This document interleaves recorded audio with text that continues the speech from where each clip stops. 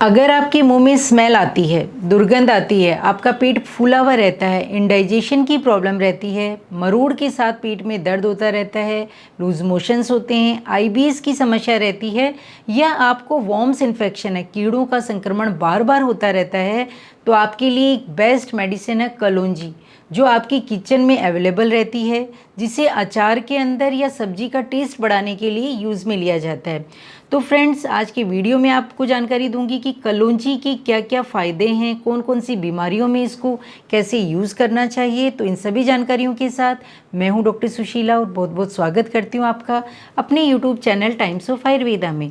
Video start करने से पहले यदि आप चैनल पर नए हैं तो चैनल को सब्सक्राइब जरूर कीजिएगा, ताकि नए नए वीडियोज़ की जानकारी आपको समय से मिलती रहे। तो बात करते हैं कलौंजी की। कलौंजी है जिसे स्मॉल फेनिल कहा जाता है, या जिसे मंगरील भी कहते हैं। ये काले काले बीज होते हैं, जैसा कि आपको पिक्चर में दिख रहा है, और सभी गृहिणियाँ इससे अच्छे से परिचित हैं, क्योंकि ये लंबे समय से हम इसको प्रयोग करते आए हैं।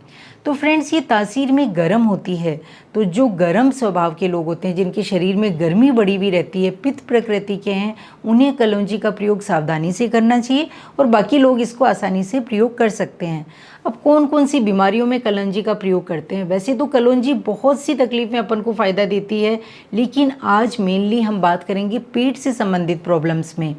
सबसे पहले बात करते हैं कि जो शुगर के पेशेंट हैं, जिन्हें काफ़ी डायबिटीज़ या मधुमेह की वजह से बहुत से कॉम्प्लिकेशंस होते हैं, तो वो कलौंजी का प्रयोग कर सकते हैं। उन्हें कलौंजी और मेथी दाना दोनों बराबर मात्रा में लेके उन्हें रोस्ट करके उनका पाउडर बना लीजिए। उन दोनों को मिक्स करके चौथाई चौथाई चम्मच है वो आप सुबह शाम प्रयोग करें, तो आपको शुगर के अंदर भी राहत मिलेगी, ब्लड का शुगर लेवल सही रहेगा। उसकी वजह से जो पेट में प्रॉब्लम आती है, जॉइंट पेन्स होते हैं, उसमें भी राहत मिलेगी। सेकेंड नंबर आता है उन लेडीज़ के लिए। आफ्टर डिलीवरी देखा जाता है कि बहुत सी महिलाओं का पेट फूलने लग जाता है या पेट बढ़ने लग जाता है। वो वापस अपना पूरा मेंटेन कर लेती हैं, लेकिन उनका पेट फूला हुआ ही रहता है, तो उन्हें डिलीवरी के बाद कलौंजी का प्रयोग करना चाहिए। तो उनको प्रयोग करने का सही तरीका है, आप कलौंजी और अजवाइन दोनों को बराबर मात्रा में लेके उनको पीस के पाउडर बना लीजिए। कलौंजी को हल्का सा रोस्ट करके पाउडर बनाना है, और अजवाइन बिना रोस्ट के ही पाउडर बनाना है। दोनों को मिक्स कर लीजिए। मिक्स करके चौथाई चौथाई चम्मच, चौथाई से आधा चम्मच तक आप ले सकते हैं, लेकिन स्टार्टिंग आपको 1/4 टीस्पून से करनी है।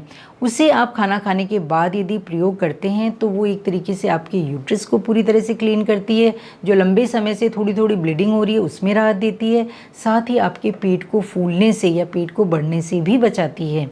और फ्रेंड्स, इसके साथ यदि आपकी इंडाइजेशन की प्रॉब्लम है, पेट में भारीपन रहता है, मुंह से स्मेल आ रही है, और आपको एसिडिटी की भी प्रॉब्लम रहती है, मरोड़ के साथ तेज़ दर्द हो रहा है, तो आपको कलौंजी और सौंफ दोनों को बराबर मात्रा में लेके उनका पाउडर बना के मिक्स करके आधा आधा चम्मच है खाना खाने के बाद में, आधे से 1 घंटे बाद में यदि आप इसको यूज़ लेते हैं, तो इन सभी समस्याओं से आप राहत पा सकते हैं।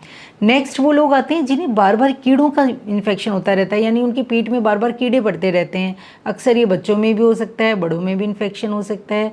तो उन्हें कलौंजी का जो पाउडर है वो रात को शहद के साथ लेना है, चौथाई चम्मच ही लेना है, क्योंकि कलौंजी तासीर में गर्म होती है। यदि आप उसका पाउडर ज़्यादा मात्रा में लेंगे तो वो आपके शरीर में गर्मी बढ़ा देगी, और उसके काफ़ी कॉम्प्लिकेशंस भी देखने को मिल सकते हैं। तो कीड़ों की समस्या वाले शहद के साथ में खाना खाने के 1 से 2 घंटे के बाद में सोते समय यदि इसका प्रयोग करते हैं तो उनके बार बार ये इन्फेक्शन होने से बच सकते हैं।